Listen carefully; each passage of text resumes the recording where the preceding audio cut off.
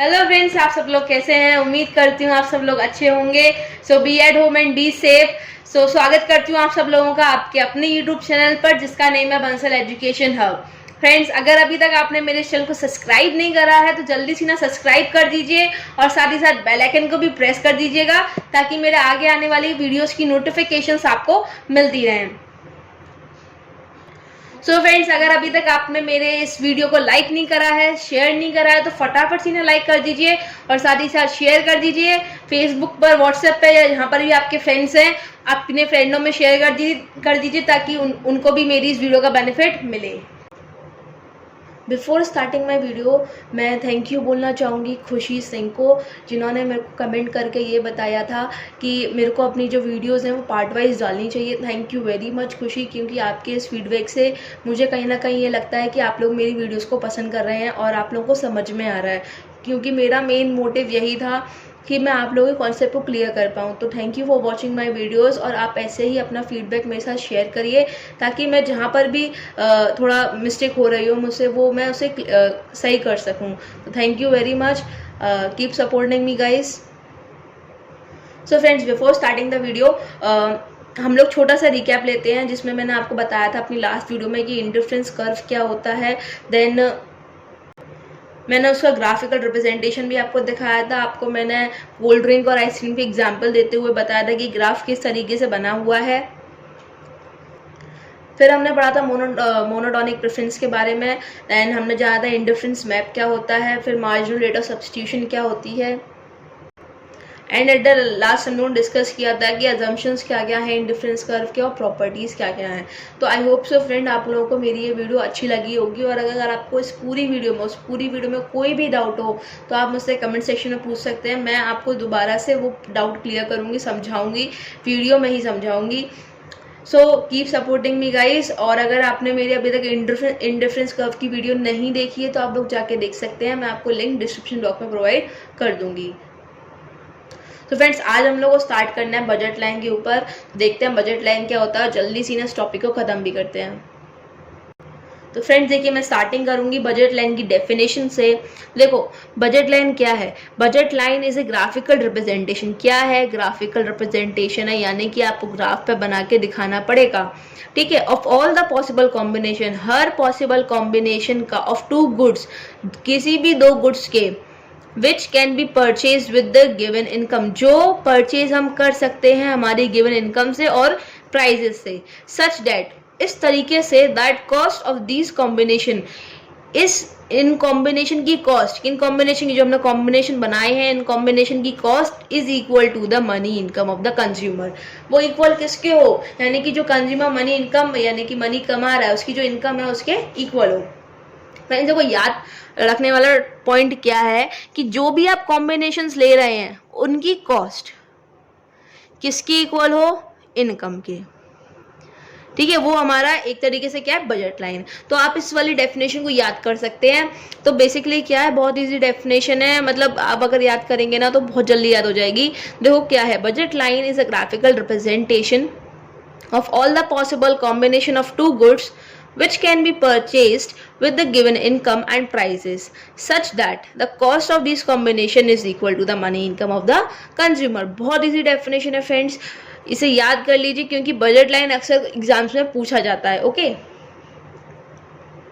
देखिए मैं आपको एक एग्जाम्पल और दूंगी, उससे आपको बजट लाइन का कॉन्सेप्ट जो है और कवर हो जाएगा, समझ में आ जाएगा।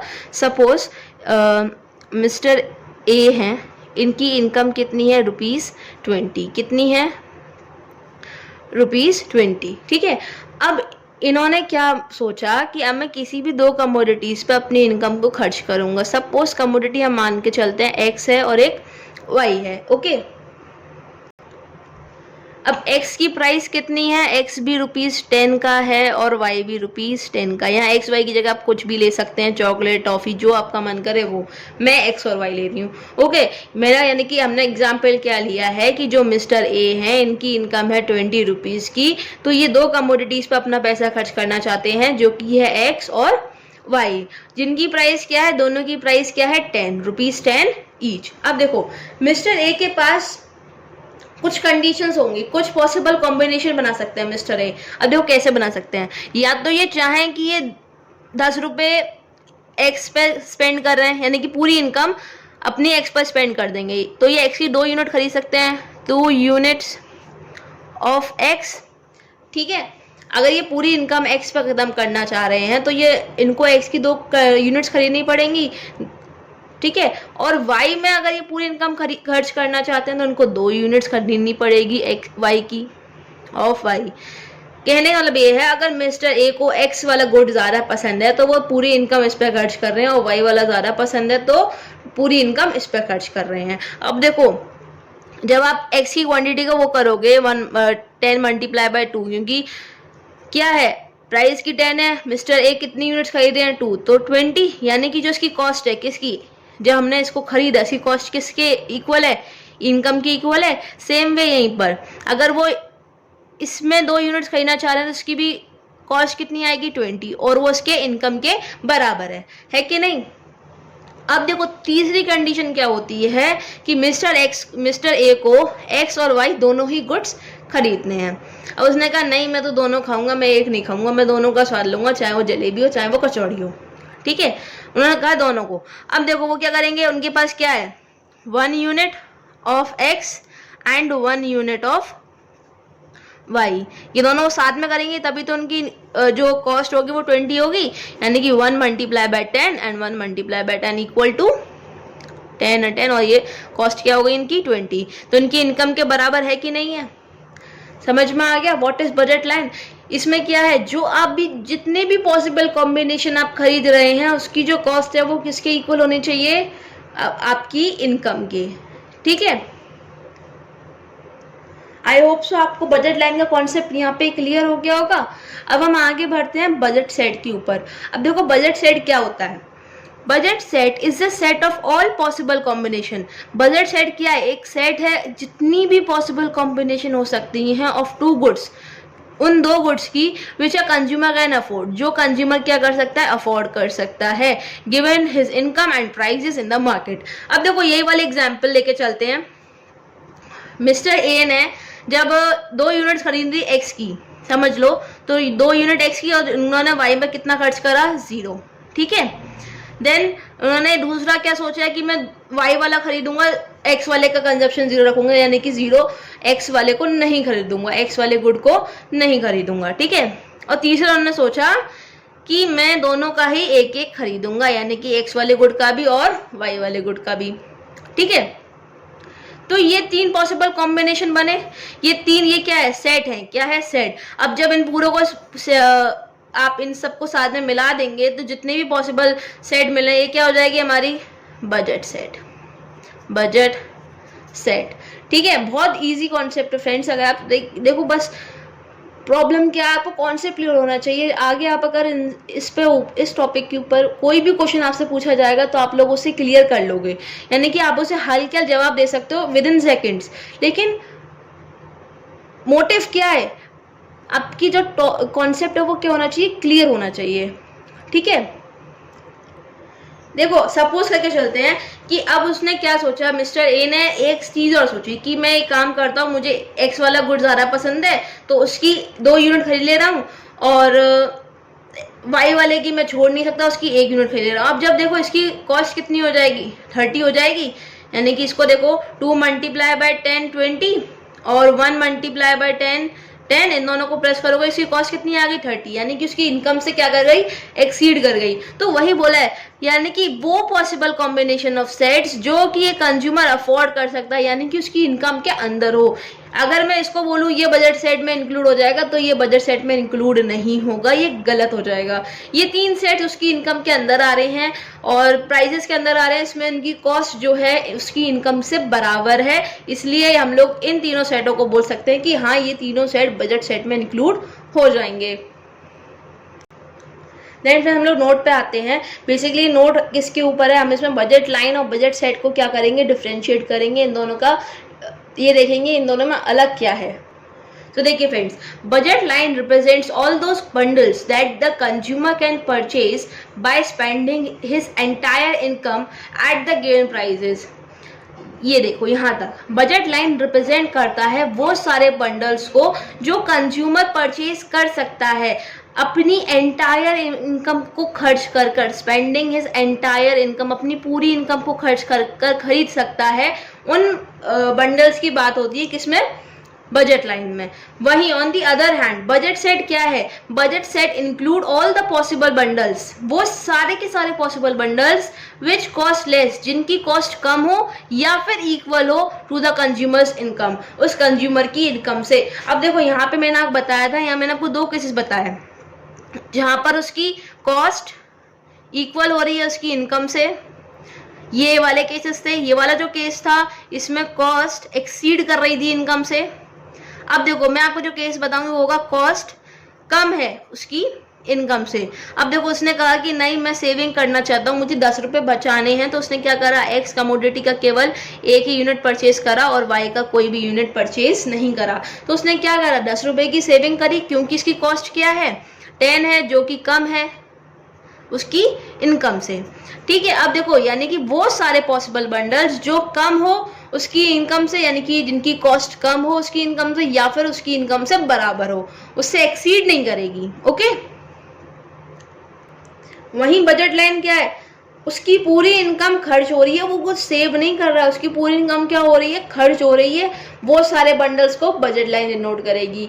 ओके फ्रेंड्स, अगर आपको यहाँ तक कोई भी डाउट हो तो आप लोग मुझसे पूछ सकते हैं कमेंट सेक्शन में, मैं आपको अगली वीडियो में इसके आंसर्स दूंगी, आपके डाउट्स क्लियर करूंगी। So please keep asking me and keep supporting me.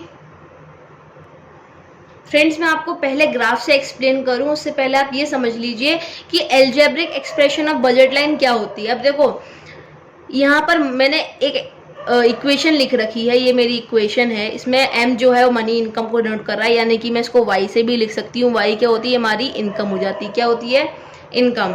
y जो है वो इनकम का साइन होता है, याद रखिएगा फ्रेंड्स। देन हम बात करते हैं, देखो इनकम हो गई या मनी इनकम हो गई, कुछ भी बोल सकते हैं, वो किसकी इक्वल हो, प्राइस ऑफ गुड ए, यानी कि प्राइस जो है गुड ए का, हम उसकी क्वांटिटी खरीद रहे हैं उन्होंने का मल्टीप्लाई करेंगे, जैसे मैंने अभी आपको लास्ट एग्जांपल में करके बताया था, plus price of good B and quantity of good B का जो प्रोडक्ट है उसको हम लोग प्लस करेंगे, वो हमारी किसके बराबर आना चाहिए, हमारी इनकम के बराबर आना चाहिए।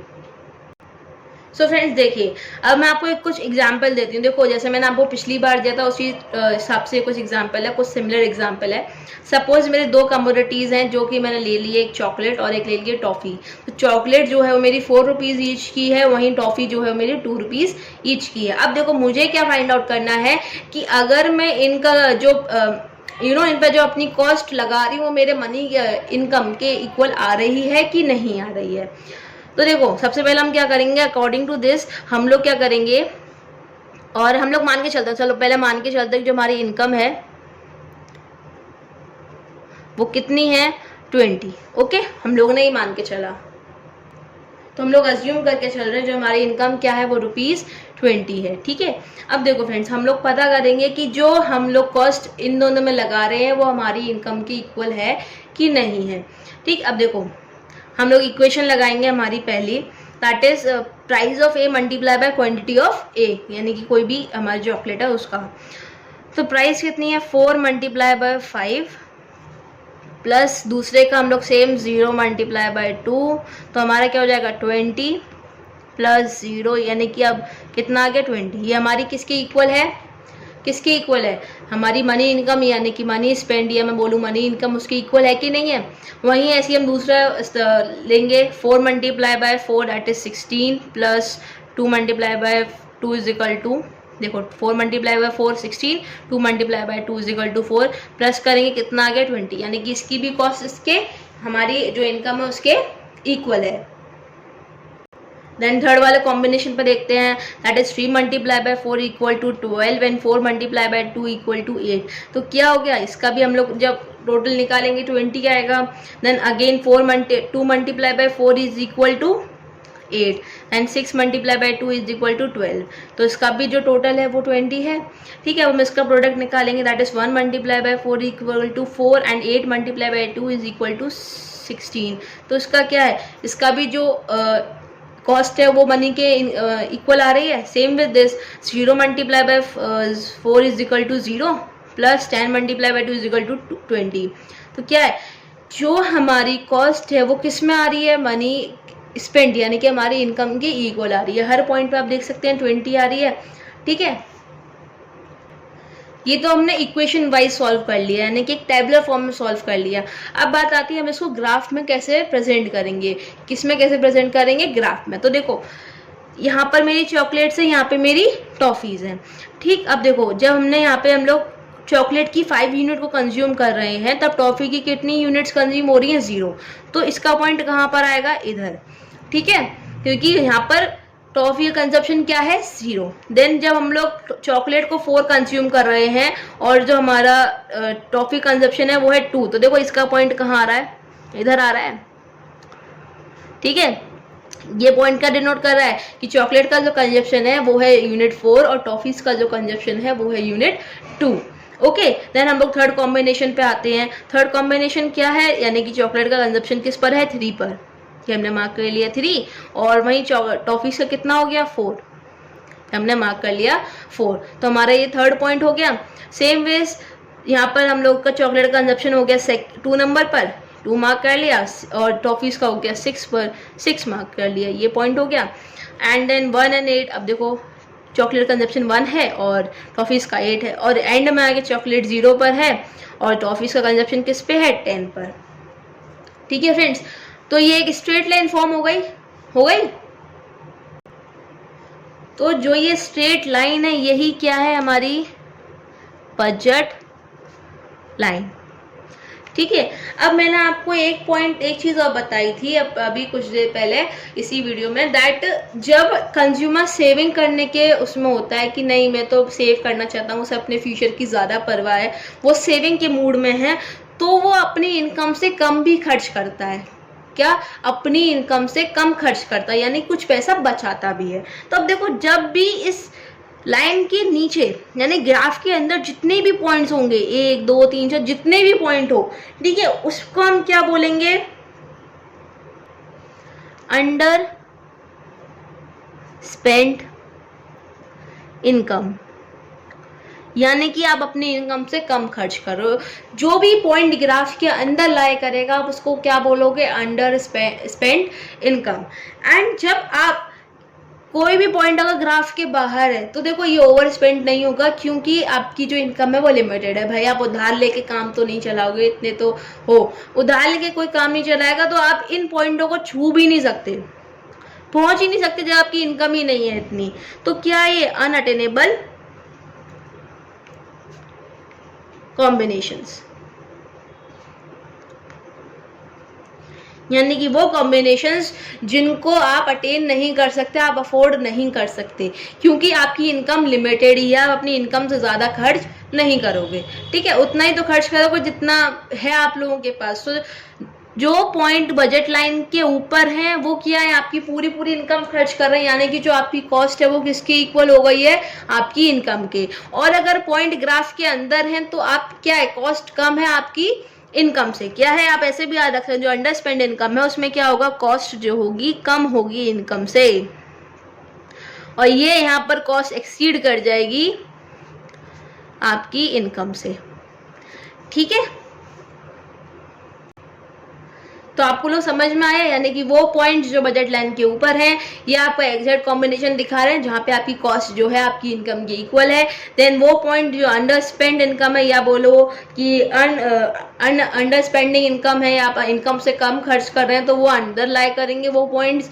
और जो आपकी इनकम से भी ऊपर है, यहाँ पे आपकी कॉस्ट एक्सीड कर जाएगी आपकी इनकम से, वो आपके हो जाते हैं अनअटेनेबल कॉम्बिनेशंस। तो आपको ये टॉपिक क्लियर होना चाहिए फ्रेंड्स, क्योंकि ये टॉपिक बहुत ज़्यादा इंपॉर्टेंट है। अक्सर एग्जाम्स में पूछ लेते हैं कि बजट लाइन क्या होता है, और अगर केवल बजट लाइन पूछा है, सपोज नंबर वन क्या बोल रही हूँ, जब एक मार्क का अगर बजट लाइन पूछा है तो आप उसमें केवल डेफिनेशन भी लिख के आ सकते हो, लेकिन अगर वहीं वो क्वेश्चन 5 नंबर का पूछा जाए तो आपको ये सब कुछ मेंशन करके आना पड़ेगा। ओके